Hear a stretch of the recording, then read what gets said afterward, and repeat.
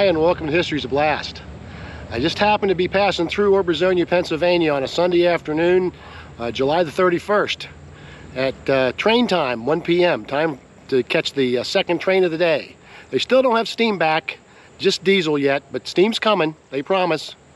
And I thought this would be a good opportunity just to do a shorty.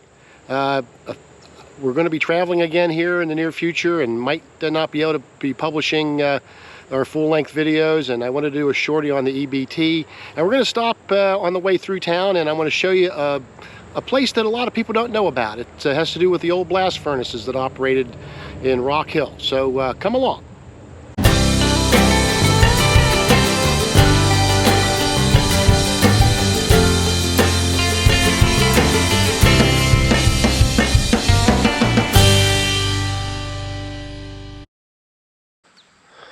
I'm at the east end of the Rock Hill yards of the East Broad Top Railroad, and the dual gauge track here is the track that's used by both the narrow gauge and the standard gauge trolley museum, the Rock Hill Trolley Museum, and that green building is their trolley barn.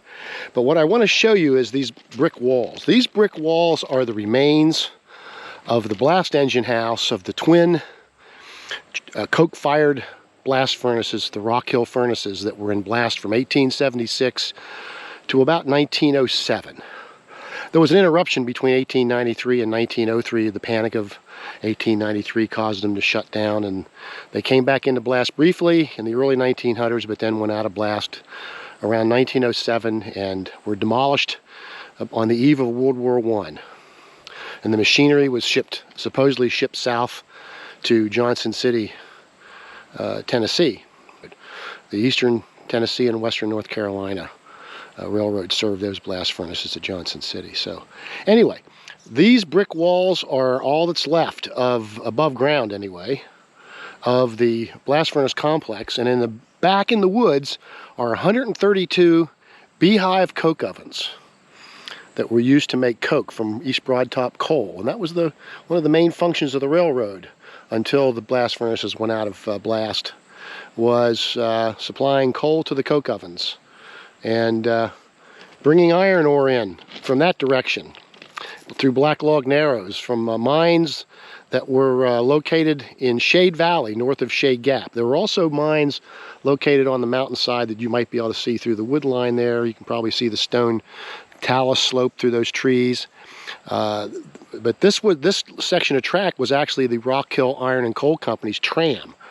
And the East Broad Top then built the Shade Gap branch from the end of the tramway where US 522 today crosses the end of, or passes the end of the Trolley Museum's track. But this was an unplanned, unscripted stopover. I just happened to be here at the right time of day to catch a train, so I thought, well, why don't I just go back here and make a little dealy hoot video about the Rock Hill Iron and Coal Company's blast furnace complex. There it is, the blast engine house, what's left of it. So that's the unscripted history. I'll call this a history by the way. I hope you enjoyed it, and we'll tune into some of our other videos in the future. See you soon.